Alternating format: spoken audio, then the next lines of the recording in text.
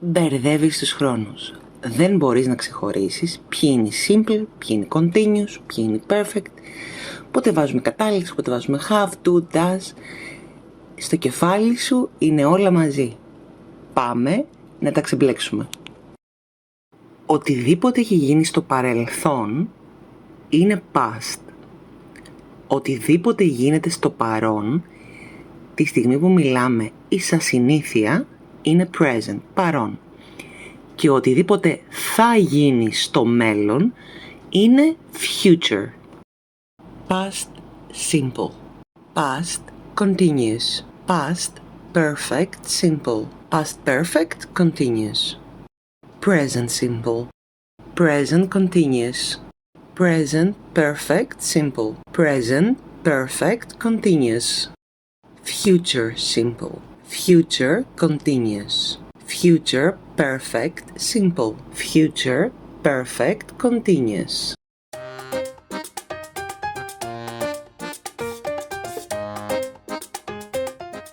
Νομίζω μπορούμε να παρατηρήσουμε όλοι ότι υπάρχει μια επανάληψη. Είτε μιλάμε για το παρελθόν, είτε για το παρόν, είτε για το μέλλον, βλέπουμε ότι οι χρόνοι χωρίζονται σε simple, continuous, perfect simple και perfect continuous. Simple tenses. Ολοκληρωμένες βασικές πράξεις που επαναλαμβάνονται ίσως κάποιες φορές ή γεγονότα. He walks to school. He walked to school. He will walk to school. Βλέπουμε ότι ο present simple και ο past simple στην κατάφαση παίρνουν καταλήξεις. Ο present simple S και ο past simple ED.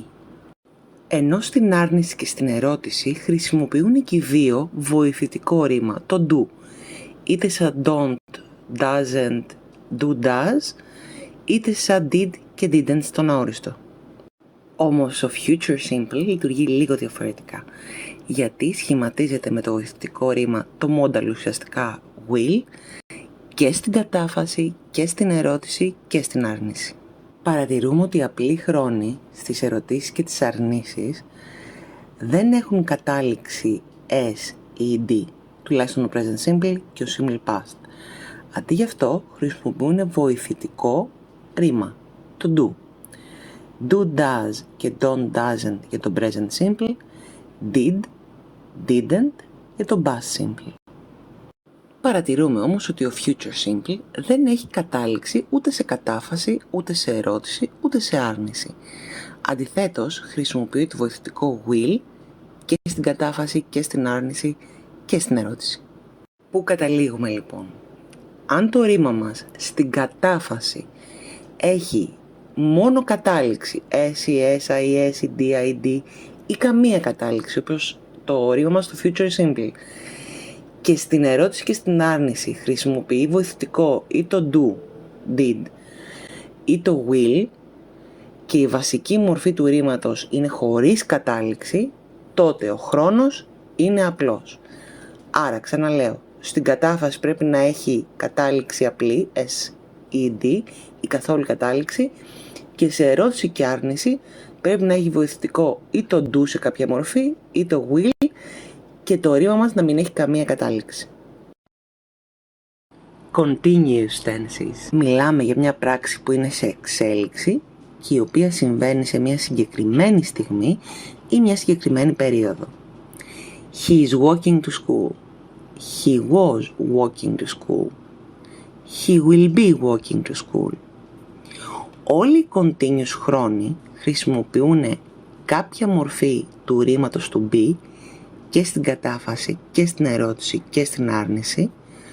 Am is are για το present continuous, was were για το past continuous, will be για τον future continuous και το ρήμα μας πάντα σε κατάφαση, ερώτηση και άρνηση έχει την κατάληξη ing.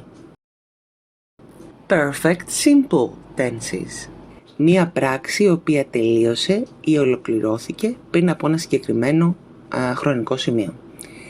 He has walked to school. He had walked to school. He will have walked to school. Όλοι οι perfect simple χρόνοι χρησιμοποιούν κάποια μορφή του ρήματος have ως βοηθητικό και στην κατάφραση και στην ερώτηση και στην άρνηση. Have ή has για το present perfect simple, had για το past perfect simple και will have για τον future perfect simple.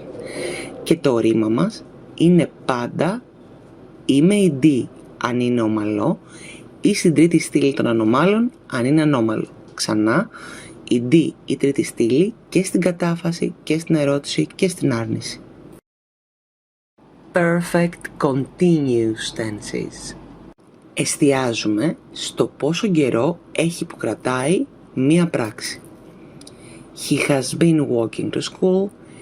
He had been walking to school. He will have been walking to school. Και συνήθως ακολουθούνται από μία χρονική έκφραση που δείχνει τη διάρκεια. Όλοι οι perfect continuous χρόνοι χρησιμοποιούν πάλι κάποια μορφή του have, είτε στην κατάφραση είτε στην ερώτηση είτε στην άρνηση. Have, has για το present, had για το past, will have για το future.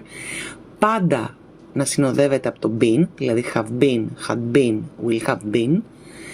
Και το ρήμα μας, μια και μιλάμε για continuous χρόνο, πάντα έχει την κατάληξη ing και στην κατάφραση και στην ερώτηση και στην άρνηση.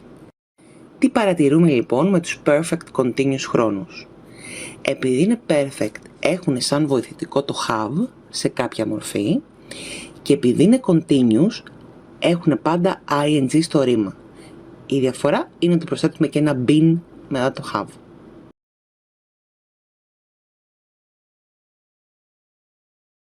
Ελπίζω τώρα να τα έχεις ξεμπερδέψει κάπως. Παρ' όλα αυτά, αν χρειάζεσαι οποιαδήποτε εξήγηση ή βοήθεια, γράψε μου ένα σχόλιο και εγώ θα σου απαντήσω ή θα κάνω βίντεο γι' αυτό.